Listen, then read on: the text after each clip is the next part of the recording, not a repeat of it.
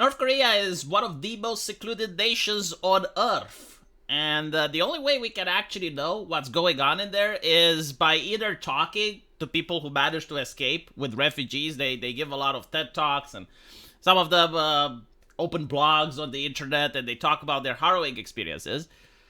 But another way that you can more directly know what's going on in North Korea is through journalists. Like, there have been a couple of people that have decided to perform acts of tourism in North Korea. And they managed to catch some footage. They managed to videotape a couple of things. And what's fascinating is that you can ask any Romanian you want and show him these footage, and they will say, wow, holy shit. That is so reminiscent of the 80s in my country. That is literally the communist Ceausescu's regime seeing it today. It's very off-putting.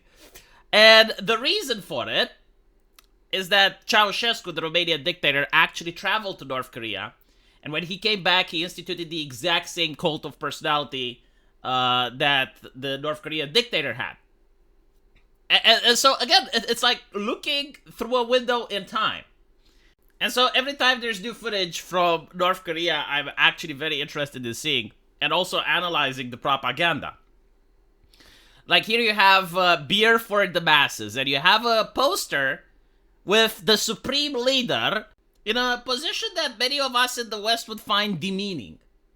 Like, can you imagine an actual sitting president, like Vladimir Putin, appearing in a commercial selling beer? For the status of president, for the office of the president, this is kind of low. I mean, it's not that the job itself is the problem to advertise for a product. But like, you're the president, why are you doing this? And the reason is actually very insidious. When you're looking at this from a North Korean perspective, what they're trying to say is that the dear leader is involved in everything. Like, everything in the country happens because of his will, and he is associating something as pleasant as beer with his image.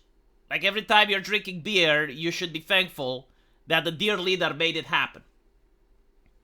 And the picture itself, you know, for us, for a Westerner, like, we just don't appreciate what's happening here. It's the plentiness of it. Like, look how much beer. If you actually live in a country where there's shortages, there's lack of food, there's not much things, and you get to see so much beer, it's like a river of beer, you're like, wow, right? Like, this is what the propaganda is supposed to do. Now, the propaganda in itself is meant to uproot dissidents. Because here's the thing. Imagine this. Imagine that you're in a country where there's absolute poverty and people are struggling from day to day to make ends meet. And the propaganda is showing you that there's actually plenty. It's like, look how much stuff there is. It's like harvests filled with grain, breweries that are filled with beer. And you have to lie. Like, no, seriously, like, just understand the element of human suffering here. You have to lie. Like, you know that the truth isn't there. You know that the reality isn't there. But the propaganda forces you, when you're talking with a colleague, when you're talking with someone else, to say, yes, we live in a golden age. And the purpose of it is that the people who don't want to say, who don't want to participate, they get excluded from society, or worse, they get persecuted. And this is how, like, they actually catch dissidents. Right? So everyone has to pretend that they're living in a golden age, despite the fact that they may not have access to electricity, or they may not have plumbing, or they may not have heating. It's incredibly insidious. And so apparently they're now promoting the beer for the masses. A new Korean beer bar has opened in the capital of Pyongyang. So I wanna look at this advertisement that they made and see if I can spot any bits of propaganda.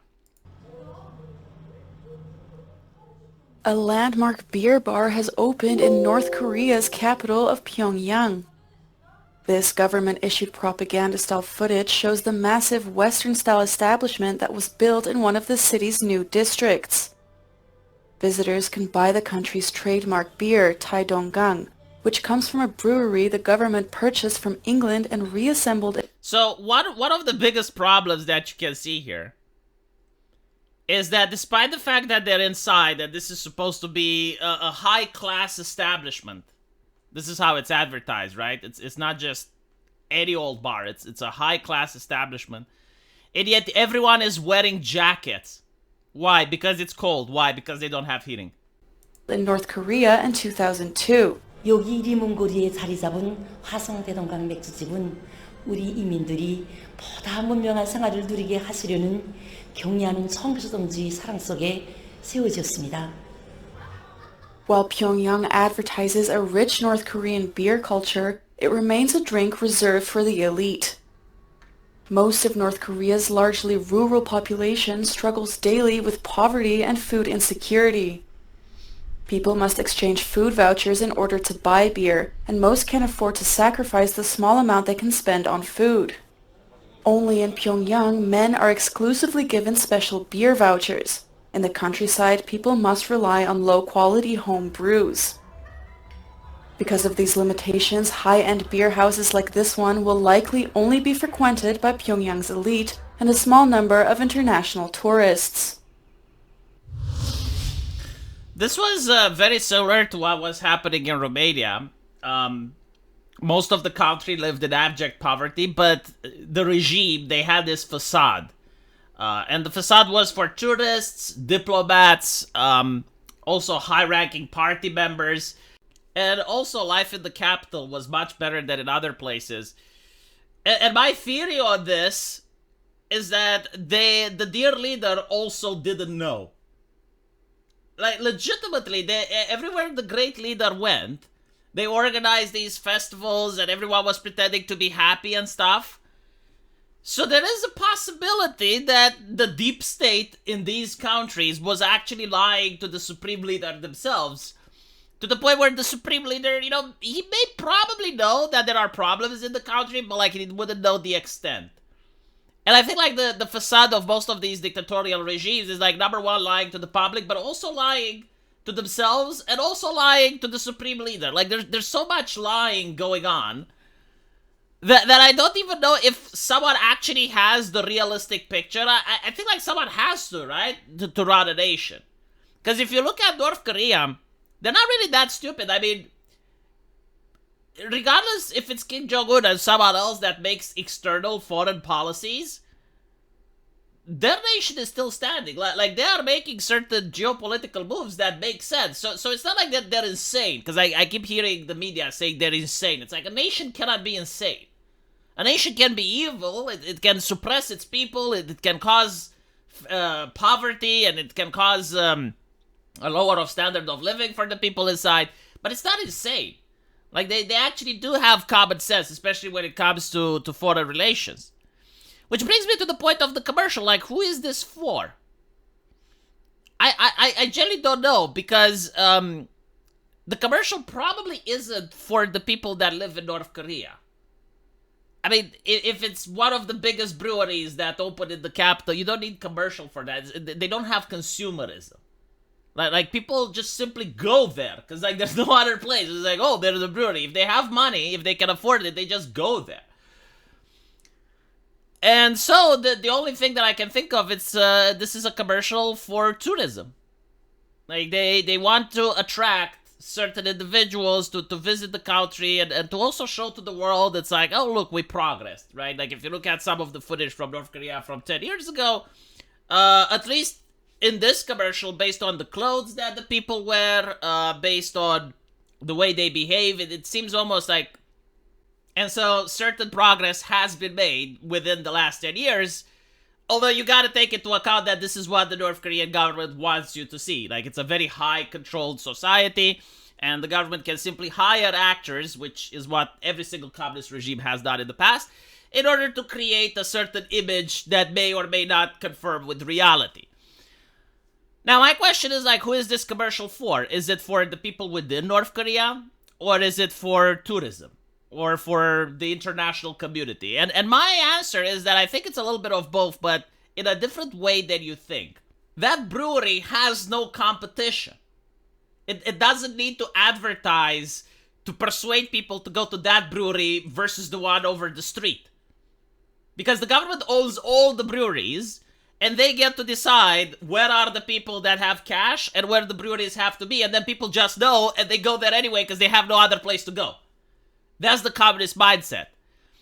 So the reason that they make these commercials is like, okay, we open this high-tech brewery, and for a communist society, this is high-tech. We open this high-tech brewery in the capital city. If you behave well, if you do what is required of you, one day, maybe we're going to expand the breweries and they're going to be in your hometown as well. And so it incentivizes people to be good communists. Maybe they get rewarded that they live in the capital one day.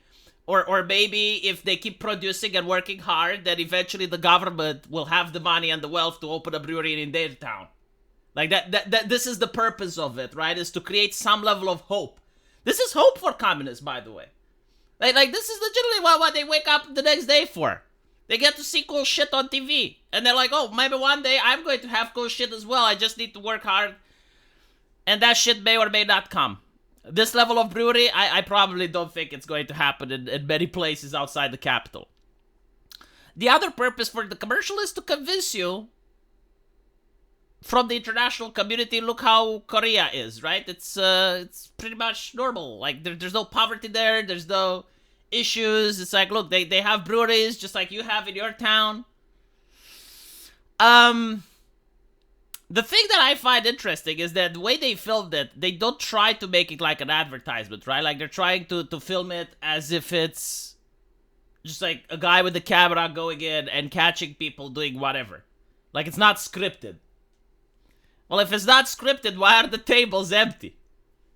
And the only explanation can be either people can't afford to go there, or it's only for the elites.